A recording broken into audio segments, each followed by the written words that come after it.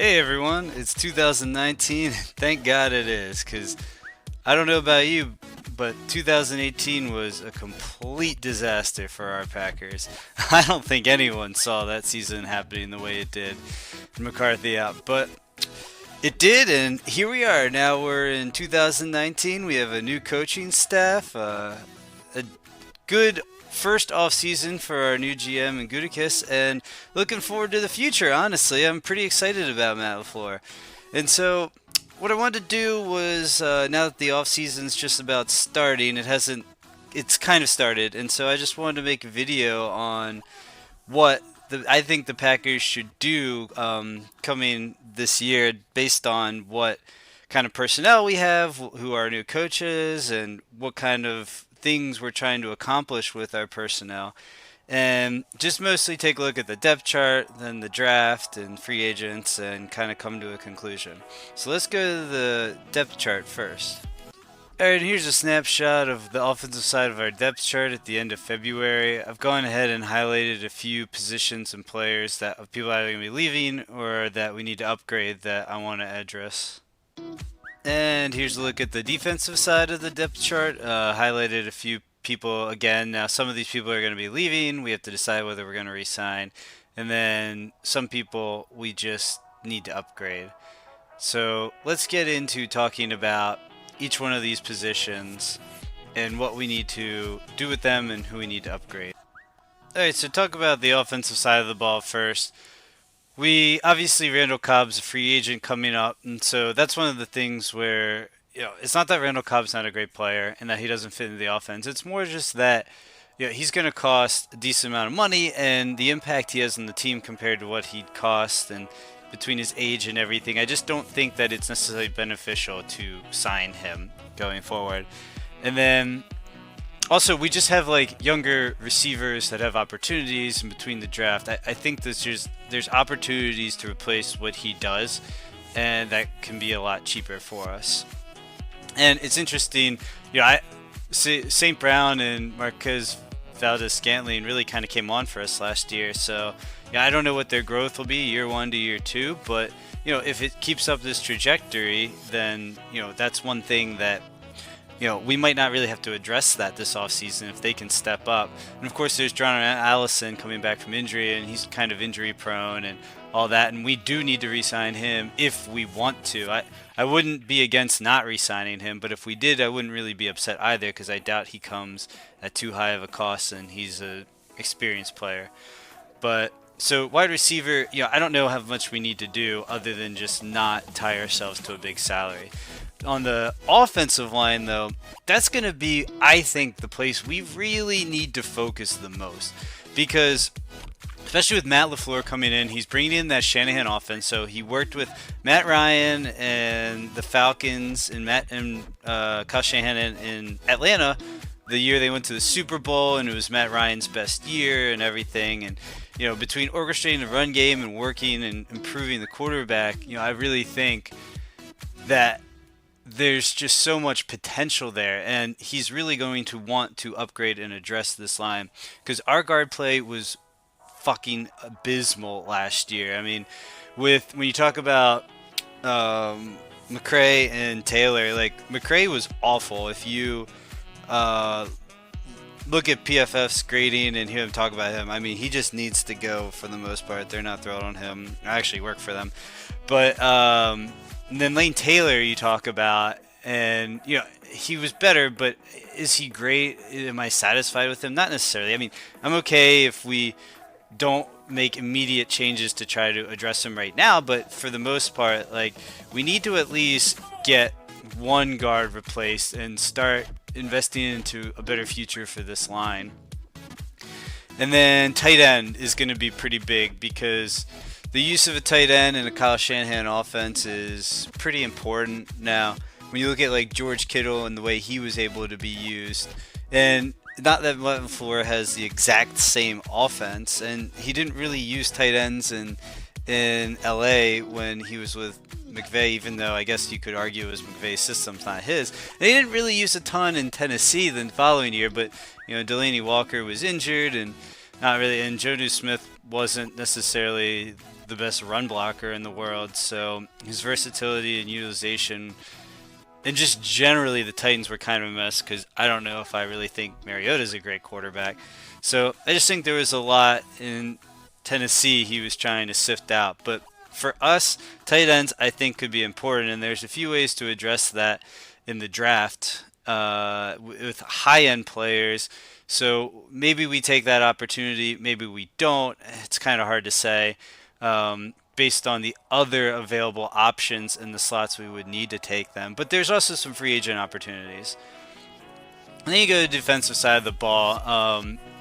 People like to say that we need a pass rusher, and I agree we do, but I don't think we need it necessarily in the way that people are thinking. First off, I don't think enough people give enough credit to the development Reggie Gilbert showed in the preseason last year and during the regular season, and Kyler Fackrell. I think both of them are absolutely tremendous players and could easily take the place of Clay Matthews coming out. Like, I think that there was so much promise in looking at Reggie Gilbert's pass rushing, and if you're curious to see any of it, you can go back to my preseason film work on the Packers and see his development. Again, that's just preseason, but I mean, he played a lot in the regular season too, and Fackrell really came on with a lot of sacks. I really think you could kind of move those two in, and pass rushing is not really as big of a need as people think. And I mean, again, like, people like to say that Fackrell and Reggie Gilbert are rotational players, but I don't actually think that. I think you could plug them in and play them. What I do think, though, is we do need to add depth just across the front seven in general.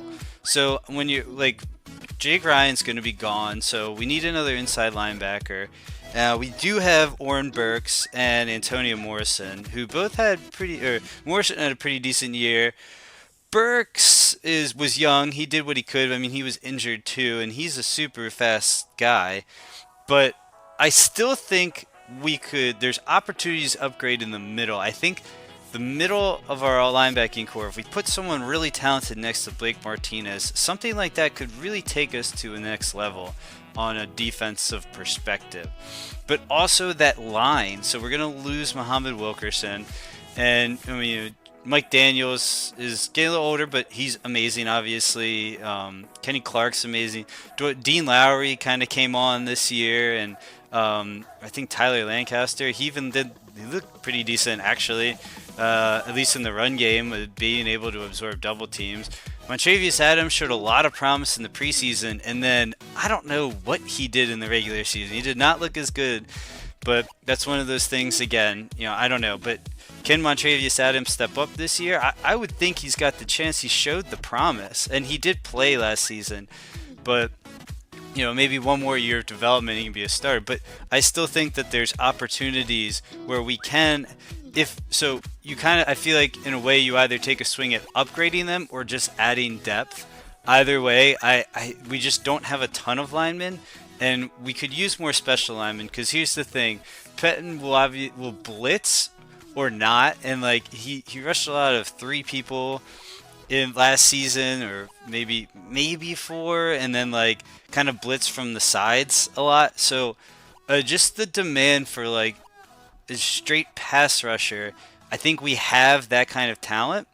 And then like on top of it, we just don't, it's not as like of a foundation of his defense when you watch kind of the way our defensive plays. And so getting a deeper, stronger line and more of a pass rush within the line itself is something that we really need. And then finally, safety. Our safety was a complete fuck show last year. Got rid of Clinton Dix, and we have Bryce, and that's it.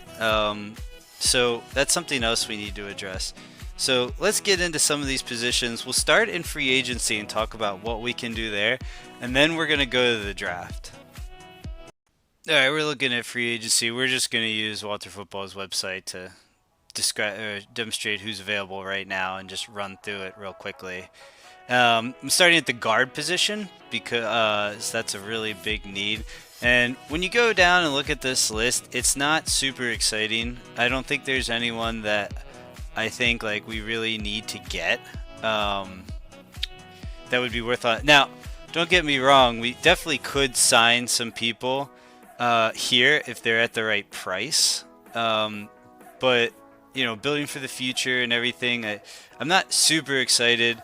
But again, there is opportunity here. But like, I wouldn't want us to sign Roger Saffold to a big contract and lock it up when he's 31. He's been injury prone, and he's just had a few good years with the Rams. And so that's one of my worries is LaFleur asks that we get him because he's worked with him before, and we have to sign him to way too much money. I don't want to do that. I'm not excited about that. So let's move on to tight end here. And the tight end listing. The one thing that's going to be so important for LaFleur's offense is actually a run blocking tight end. Someone who's just like kind of more small, compact, quick, can run block, I think is going to be more useful to us than a receiving or lanky guy. But when I look at this list, like I don't really want Jared Cook or Safarian Jenkins or anything like that. Tyler Eifert, he's so injury prone. I don't know that he's.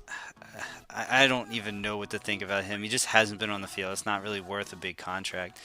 Two intriguing names, and I can't believe I'm saying this, but I'll say it is, Jesse James and Nick Boyle. I live in Baltimore. I'm also a Ravens fan, but I always make fun of Nick Boyle because he seems worthless, but he's not worthless. He can run block incredibly well, and if the run game's going well, it really helps him get open. He's a little more athletic than I thought. But again, not a big contract, but someone who can plug in. Because here's the thing. We can draft tight ends in this draft. But other than TJ Hawkinson, I don't know what tight ends in this draft come right out and play their rookie year and have an impact. I mean, it's so rare to see rookie impact tight ends. And we have in the last couple of years here and there.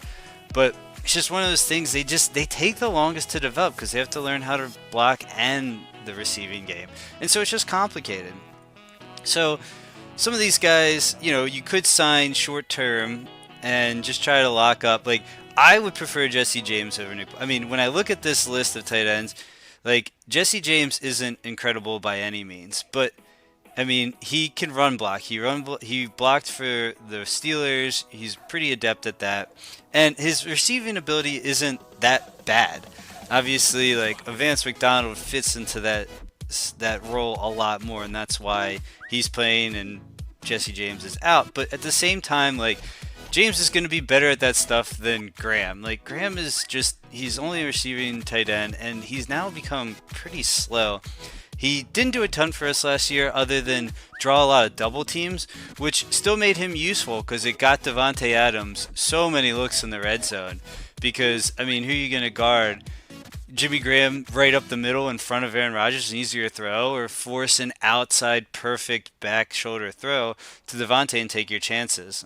So he helped in that regard, but everything else, especially with the way LaFleur runs offense, I think it's a possibility we might need to sign a tight end. Because I don't know, and we'll get to the draft about the whole Hawkinson debate. But let's go to defensive end. And so there's a lot of big names, but they've all been re-signed or franchised. Here's one thing. I forgot about the fact Trey Flowers is a free agent. Trey Flowers is a really good defensive lineman fit for a Mike Pettin defense. He's just good at everything. He's got great length. I loved him coming out of college. He lived up to every billing in New England. Like, I really think, depending on how much you can sign him for and the length, he's someone like we really could go after. Because he's a really special talent, and he's just really versatile. Now, I'm not huge in making big free agent splashes because I believe in building through the draft and only doing that. But hey, that got Ted Thompson in trouble, and Gutekunst is definitely willing to pull the trigger on some people. So I think like Trey Flowers could demand top money, but I think he's a really good player. Preston Smith is also a good player, but I don't know. I don't see a ton of difference between him and Nick Perry, other than he was more effective than Nick Perry was last year, but it generally someone like a Trey Flowers really excites me, whereas like someone else, I don't know. And then finally, D tackle. Let's look at that. There's some good defensive linemen here. I just don't know who's going to be available. Like a Michael Pierce is a really good player, but we kind of have a similar player to that in Kenny Clark. But again, it's one of those things where I said, adding depth. Like one thing that made the Eagles so good when they won the Super Bowl 2 years ago was their depth. They can just constantly rotate in high-end talent on their defensive end. So even if they're only rushing three or four, they're rushing with so much energy that it can be effective, especially late in games. So Michael Pierce stopping the run, getting in there with the Kenny Clark, and he fits the kind of mold of defensive lineman we've been working with. Not a bad play. I just don't know if the Ravens let him go. So that might be another position in draft we need to address. And then let's go to safety last, because there's some good safeties available. I don't want Landon Collins. He's too reckless and plays too downhill. He'd get burned deep a lot. I don't want that. We've already experienced that. Adrian Amos is a great safety. He's more of an in the box guy. I mean, one of the biggest points to the Bears' success this past year was Eddie Jackson. He was one of the best safeties in the league. He was absolutely unbelievable, and it allowed Adrian Amos to be more in the box.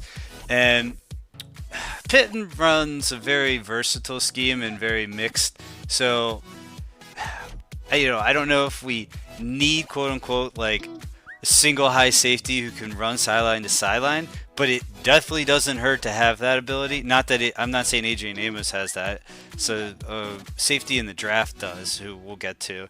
But if we had him and Amos, and we could use we could use them both high or one high, one low. Like that could be versatile. I do like Adrian Amos, but I don't know if the Bears are not going to sign him. They'll probably just keep him because he's so good. But he also might be really big dollars, and I don't know that we need to spend that either. And everyone says go after Earl Thomas. Like, Earl Thomas is great, and I'd love to have him, but I think he's going to go to Dallas, from what I understand. I don't know if he just comes to Green Bay. He's also a little older, but he can play. I'm not at all doubting him. I'd love to have him. There's one name I look at here on this list, though, that is most people might not think about, but I really like, and it's Trey Boston here. I think Trey Boston actually had a pretty good year last year. He's a player, he's 27, so he's not that old, but he's not that young, where you can sign him for kind of like a short-term deal and have him like plug in for a little bit and play, and he won't be too expensive. But I actually think he was really good last year, and he could kind of come into Green Bay and help fit. I mean, we played Jamal Williams at safety last year. I mean, Boston's definitely an upgrade. I mean, we can definitely afford to throw in not the highest level market guy in there, but get someone who makes financial sense and will definitely help out that position. So all these guys I've just mentioned, I don't want us to sign all these guys. I'm just pointing out guys that are available that could help our team if the money's right. Again, if the money's right. I don't want to be making big splashes into free agency for no reason. That's how you fuck up a team. But for these guys, for the right money and the way I've kind of put, like, you can get a Trey Boston for cheaper and pay more for Trey Flowers, and then that's kind of worth it. That kind of give and take kind of thing. So getting someone like a Trey Boston at safety, and then where was it? The defensive line. Oh, Trey Flowers at defensive end. And even if you just get those two, those are some upgrades. And then I'm sure Jesse James won't be too expensive. If he is, don't get him. He's not worth it. None of the tight ends are worth it if they're expensive, because I don't think any of them are that good. But if they're the right price, I really think they are worth it. So those 3-4 kind of players I mentioned would definitely help. But most of our damage is going to be in the draft. So let's get to that. Alright, now here's my list of draft projections that I think would excite me tremendously if the Packers kind of took this road with the draft. Now, let's start with the very first round pick. And so the slash is there for two reasons. One, we don't know if who will be available come 12. I think that there's a high variability in this draft, depending on who's just going to go up and get a quarterback. And some years there's just a lot of hype around them, and just to like make teams try to trade up, and that it's not real. And then other years there's a little bit of hype or not much, and then everyone just floods up in trades. So it's really going to depend which of these guys is available, if not both. Like, who really goes and moves up and trades to get a quarterback? Because the more quarterbacks taken in the top 10, the more true talent falls to us. Because, well, I don't need to get into quarterback draft. I can get into that in a later video when I start doing my draft breakdowns. But there's a real possibility Devin White or TJ Hawkinson or both could fall to us. And so the real question becomes, well, who do you think we go with? Now, I know you would say we need a pass rusher and we have Blake Martinez. Why would we do this? Let's either go TJ Hawkinson or a pass rusher. Well, I think Devin White is just an absurd talent. I think he's just so good that you just can't actually pass up this opportunity to get him. Plus, I mean, Blake Martinez had a great year, but honestly, like, you put someone this talented next to him, we get two solid middle linebackers, and how versatile Devin White could be with his different types of athleticism. I just don't see how you pass up on this. I really don't. Because like, if you think about Roquan Smith last year, like, he went high, he was really valuable, he was really good, but the one thing about Roquan is getting off blocks. If you watch my breakdown of him, he just couldn't get off blocks, and like, so defense had to keep him free. Devin White is not the case with that. Devin White can stand up offensive linemen and get in holes and play well. His only problem is understanding his responsibility within gap scheme, and then also just making the tackle. He gets to a lot of people and doesn't make the tackle. But both those things I think can be fixed, and I think almost anyone could agree with that. And if he just improves that, I mean, you're talking about a possible, I don't want to say generation, I don't believe generation top, but like, just a really, really talented player with incredible athleticism and speed that we can plug in. And so from that regard, I would argue we go him if we have the choice between these two. Because, improving our defense and giving Mike Penn more weapons and improving that versatility in that middle of our defense is just really important. And I also think just the Matt LaFleur effect of just having a new coach and a new scheme is going to improve our offense to the point where we don't really need to invest high amounts into our offense. Because I don't think it was that bad. It wasn't great, but like, just a different scheme alone and utilizing the talent of our offensive line, our running backs, and our wide receivers is just going to help already. But I think we really need to just like put in, this draft is so strong in defense, I think we go with that. But if Devin White's taken and TJ Hawkinson is available, I think there's a strong argument to be made for that. And I know that Noah Fant had a better combine, but at the same time, TJ Hawkinson's the run blocker. And he's got great height, and he's super athletic, and he knows football. I mean, his run blocking is going to be what makes him valuable. And this goes back to the thing about tight ends. They might not produce right away. That's a variable. But I think because he can block so well, I think he can come in and contribute pretty quickly. And I think a lot of analysts feel that way. Because, I mean, even Kittle contributed his first year. So I think that there's an opportunity there. I don't think, Noah Fant is a really good talent, but he can't run block. So I don't know how much he goes into the scheme right away if you want to argue taking him over Hawkinson. But, so, second first round pick, Nazir Adderley. He's the safety I was saying in this draft. He has a very strong ability to get middle of the field, the sideline. He's a very good center fielder. He's a very physical guy. He's a good hitter. He does everything well. He's one of the better safeties that I've seen in a draft class in a while. So I think we need to go ahead and take him. First round, might in that 30, could be a little early, or he could not be there. I think that there's a lot of variability at the end of the draft as well. I think Oakland might be interested in him, which is like the pick right before us, which would suck. But I think there's a chance he could fall to us. And if that's so, I think we need to take that opportunity. I mean, just improving, just adding Devin White and Nazir Adderley to our defense and how much potential they have and how much more versatility we could offer could really turn what kind of defense we've had in Green Bay around really quickly. I mean, you saw what Pettin was able to do when we got Jair Alexander and Josh Jackson, and how he was able to turn around the defense already had. Now, imagine adding these high of talents there. I mean, that's like a paradigm shift in Green Bay where we have a really good defense too. And it's not many safeties in the league that can go be single high and go center field sideline and make a play. So I think when he's available, you got to take that. All right, our second round, Chris Lindstrom is a really good player, and he would fill the whole guard position problem that we have. I think we really need to consider going Chris Lindstrom, and he might, I don't know if he'll be around by that pick in the second round, so if he's not, that's going to really suck. We can, and that's one of those things though, you could also argue he's so important we take him with our second first round pick and not Nazir Adderley.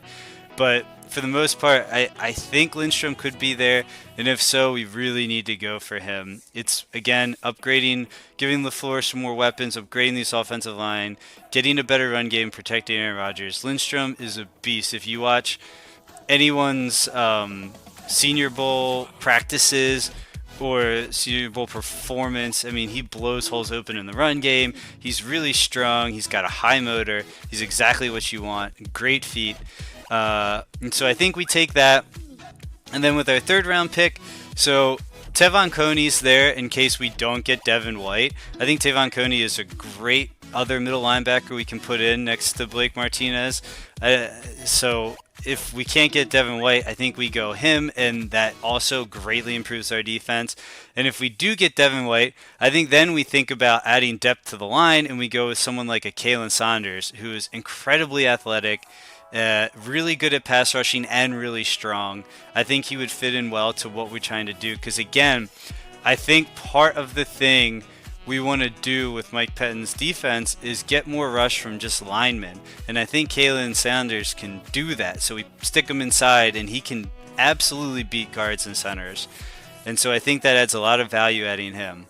And then in our fourth round, you've got Chuma Edoga or Titus Howard. This could be a little too early for Edoga, and because once you get down in these later rounds, you're not really sure what people are thinking, where like truly how these people are going to go. But I think these guys are both high-end talents, and I think what I've seen in the past NFL drafts is once you get to the fourth round or late third, people start reaching for all these Senior Bowl offensive linemen because of the promise, as long as they trust what they see.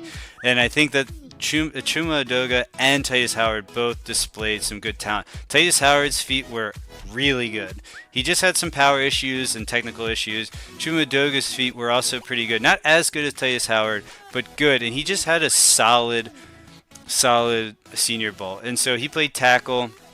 You could move him in at guard, I think, for now. And then he would also be an investment in the future in tackle. Titus Howard would just be another guard. But again, I don't think you can have too many offensive linemen, especially with how they've looked this year and they looked in the Senior Bowl. I think there's a lot of talent to be added there. And then in the other fourth round, and I don't know if he'll be available either, but Darrell Henderson, the running back out of Memphis, is a great change of pass back. He's really fast. And I know we have Aaron Jones and Jamal Williams. The problem is Aaron Jones has just been injury prone. So I think Aaron Jones is our starter. But I think that there's definitely opportunity that he gets injured, and we just got to be a little careful. And so in this regard, I think Darrell Henderson would be great for the zone scheme and adding change of pace and adding that speed that Aaron Jones brings. I don't think he's as good as Aaron Jones, but adding that speed and that home run ability would be a great add for just a fourth round pick. And then finally, round 5, Corey Ballantyne. He's a really physical cornerback out of Washburn. I think it doesn't hurt to add another cornerback. We added 2 solid talents that are young last year, and I think we could just still add a few more, especially someone like a Ballantyne who's really good at being physical. I think there's a lot of potential for him to develop. And then the last few picks, we'll look at Drew Sample. He's a tight end out of Washington. Is a good run blocker.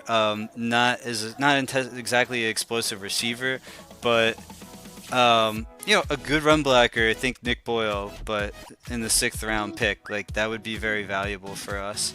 LJ Collier, I don't know that he'll fall all the way to the sixth round. He was an absolute monster in the Senior Bowl practices. Really strong, strong guy. So there's just raw talent there. There's not overall display of productivity, I think, but I think that there's potential to get there. And with his strength, again, we like stronger linemen because we only sometimes run three linemen, and I think that he would be really valuable in that regard and as a run blocker. And then finally, Donald Parham. This is a tight end who out of Stetson who's just kind of like athletically so talented. He's 6'8". He might be like 240 something, but he's really fast, and at 6'8" with a great vertical, he could just be a big potential player. And in a seventh round pick, I don't think there's any risk. And if LaFleur's going to want his tight ends to be good, I think Donald Parham is a great pick in this regard and is super athletic. And it's like basically like a Jimmy Graham, but I mean, I'm not at all calling him Jimmy Graham. I'm just saying from a size, athletic perspective, like he is athletic. But I'm not calling him Jimmy Graham. I'm just saying it doesn't hurt to take a flyer on a tight end like that in the seventh round that could, do something. All right, and so after looking at the draft, just wrap all this up by just kind of finalizing how I feel about how we can improve this team and the important keys to take away. I think it's incredibly important we upgrade this defense even a little more because, again, you saw the returns we got from just adding a different coach and some rookie cornerbacks who are going to be really good in the coming years. And so I think that there's opportunity. We need to add depth to the line to keep it playing strong and hard throughout the game, which allows us to blitz a little less. That probably has to come in the form of free agency, but it could come in the draft. There's definitely a ton of defensive line talent in the draft, so it definitely could come in the draft. And so, like Kalen Saunders or a bunch of other players, but Kalen Saunders, I like the way I like his athleticism and his fit in the scheme and where we can get him. Some of the other talent we might just have to get too high, where we might need other talent. And so that comes in like the middle linebacking core. I think we need to get a good talent in that. And I'm okay with getting Tavon Coney if we're not going to draft Devin White in the first round. Again, Devin White might not even be there. But if we can get someone like a Tavon Coney, I would be happy because he's fast enough and good at stopping the run. And then Nazir Adderley, we really need to get a safety. I really like him. Some people are high on Taylor Rapp. He played as a freshman. He learned the scheme really well. I think there's a lot to be said for players that can come right in right away and play.